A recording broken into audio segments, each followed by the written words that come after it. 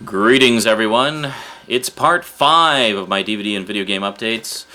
Well, I guess this is the video game updates part. We finished the DVD updates part. It's been a busy week. Busy week. Funny thing is, we didn't even have a lot of money this week. We just happened across a lot of really good deals, so we were able to get a lot of stuff really cheap, which is cool. I love it when that happens. So let's talk about the video games I got this week on the Multimedia Chronicles. Today! Right now.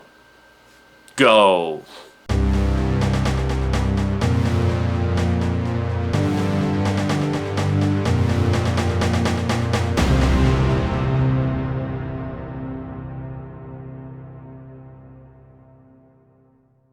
Welcome back. Well, have I mentioned that it's a really good time to buy video games from the previous generation of video game consoles? We, of course, have a PS2 and have had one for a while. And, you know, there's a lot of PS2 games that I've wanted over the years. I just haven't been able to afford, or they weren't a really high priority, so I didn't get them, or whatever reason. And then, of course, we got a PS3, so we wanted to focus on the PS3. But, man, it is a good time to be buying PS2 games. Now, most of you know, I enjoyed the Matrix movies, and I don't care what anybody says about it. I know a lot of people didn't, or a lot of people liked the first one and hated the sequels, whatever. I liked them all. I enjoyed the whole thing. And one thing I thought was really cool was how they turned the Matrix experience, especially with the sequels, into a multimedia event. I mean, because they had the Animatrix, which tied directly into the second movie, and then they had Enter the Matrix, the video game, which also tied directly into the second movie, and also tied in with the Animatrix, actually, with the last Flight of the Osiris. It ties in directly with both of those. So I've been wanting to get this for a while, even though I heard that the game itself wasn't very good, and some friends of mine had it and played it, and I thought, yeah, it looks kind of, nothing really spectacular game-wise. The environments were kind of bland and stuff like that. But I wanted to play it just for the story. But I didn't want to pay full price for it. So I found it the other day for $2.99. That's a good price. I'll pay $3 for it. So Enter the Matrix. So at long last I'll be able to experience the full, complete side story to the Matrix Reloaded. Good stuff. I've actually seen most of the video footage from this because they filmed new story segments with the original cast on the actual sets, because they filmed it all concurrently with while they were filming the two sequels, and then they slotted it in. And on the Ultimate Matrix DVD collection, and I assume the Blu-ray collection as well, they actually include all of the cutscenes from Enter the Matrix as a bonus. So I've seen all the cutscenes, but of course that's not all of the story, because a lot of the story unfolds in the game itself. So I've been looking forward to playing this just to experience the full, complete story. So that was cool. That was a good deal. $3 for a Matrix game. I know there's another Matrix game. There's The Path of Neo as well, which actually follows Neo's story, and you get to play as Neo and whatnot. And I'll grab that one as well when it goes down to $3. I think that we saw that when there was like $12 or something, so I'll probably grab that one anyway, because I just heard that it was generally a better game and a little more fun than Enter the Matrix. Then, of course, you know how much I hated X-Men 3, but how much I loved X-Men 1 and 2. Well, I remember when X-Men 2 came out, there was a couple of games that were coming out around the same time. I think the first X-Men Legends was coming out, which was quite well received. And there was, of course, this one, Wolverine's Revenge, which basically tells the story of Wolverine having to, well, it's just basically a good old-fashioned Wolverine story. Where is it here? Decades ago, a secret organization brainwashed you and implanted a virtually unbreakable adamantium skeleton into your body. Now, as Wolverine, the X-Men's most dangerous weapon, you discovered you were also implanted with a deadly virus that will kill you within the next 48 hours unless the antidote is found. Your future is at risk.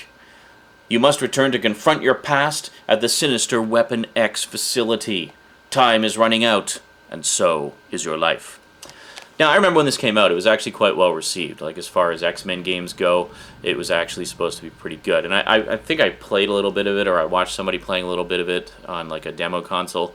And I thought it looked really cool. I just didn't want to pay full price for it because I'm a cheap bastard. So we found it for $5. Not too shabby.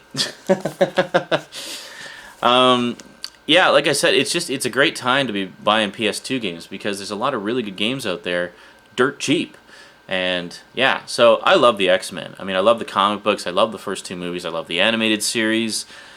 Everything. The only X-Men thing I've ever experienced that I didn't enjoy was the 3rd movie.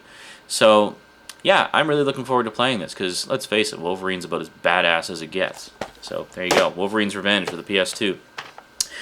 Then we bought a couple of PS3 games. There's one I've been wanting for a while because I really enjoyed the first one on the PS2. I'm of course referring to Area 51, which was a great game on the PS2, loosely based on the arcade shooting gallery style game from, I guess it was the 90s sometime, or early 2000s. The PS2 game was great because it starred David Duchovny as the voice of the lead character, and Marilyn Manson as this sort of human-alien hybrid character who was tormenting you throughout the whole thing. Now, my understanding is neither of them returned for the sequel, which is, of course, Black Site Area 51. I got this puppy brand new for $9.89. A PS3 game for $9.89, and it's not used?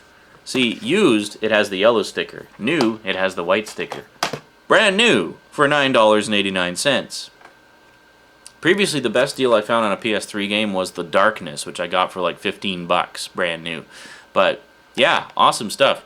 I played a demo of this a little while ago, really enjoyed it, and I've seen a few trailers as well, and I thought, wow, that looks really cool. So I was really surprised to see it drop that drastically in price. But, I don't know, whatever. I mean, I don't expect this to be a Killzone 2 beater by any stretch, but the first one was a pretty competent first-person shooter with some cool, you know, you get like some cool alien powers and stuff like that. I don't know if they touch on that in this one or not, but yeah, for $10, can't go wrong. I love the first one, can't wait to play this one. And finally, Annetta got a little tired of me having all the fun with the video games all the time and wanted to get something for herself. Now this is something that she's been a fan of this particular series, especially the movies, for a very long time. And I don't know, you've played some of the games, right? No. No. She's never played any of the games, so I guess she's just a fan of the movies and wanted to play some of the games. Now, of course, everybody knows about the fiasco of Tomb Raider, Angel of Darkness from a few years back, and then where it was just such a hotly anticipated game and turned out to be crap. And so much so that the development team that made it was essentially let go, and the license for Tomb Raider was passed on to another company, Crystal Dynamics, actually. Crystal Dynamics, who originally started on the 3DO way back when. Most of you know I have a 3DO. I remember when they were starting out, they did some pretty cool stuff for the 3DO. Boy, they've come a long way since then, though. But anyway, so of course I am talking about the new one, Tomb Raider Underworld, which we watched some behind-the-scenes trailers for, and some making-of stuff, and just some cinematics and whatnot. And it looks like a fantastic game. It looks like they really got back to, you know, what made Tomb Raider popular in the first place, i.e. raiding tombs and whatnot. So I think that was the problem. One of the many problems people had with Angel of Darkness was that it just was such a departure from what Tomb Raider's supposed to be all about, which is basically like a female Indiana Jones type of thing, right? So anyway, really looking forward to trying this out, and maybe we'll have Annetta do some kind of a review on this one when she gets her hands on it for a little bit. So this looks really good. It's basically Lara Croft's quest to find Thor's hammer, and Annetta's a big fan of Norse mythology and stuff too, so Tomb Raider plus Norse mythology, pretty much a must-buy in her books. So no big discount on this one because it's new. It was basically $50, but you know, I imagine she'll get a lot of playtime out of it. So good stuff. It looks like Tomb Raider has finally gotten back to its roots and become cool again. And yes, I know there was another Tomb Raider game in between there, Tomb Raider Chronicles or something like that, which is sort of a, you know, revisiting the old style and giving the series a much needed reboot. Yeah, so we might pick that one up at some point too. So that's it for this week. That's actually stuff we've got over the past, I don't know, week and a half or so, because as you know, I've been busy doing the Dead Space videos. We're going to be filming some more Dead Space tonight. So part 19 will be going up very soon. And, you know, by the time you're seeing this video, which will be like 6 days from when I'm recording it, it should be filmed and edited and ready to go. Alright, so that's it from me to you for now. So until next time, thanks for watching. And sayonara.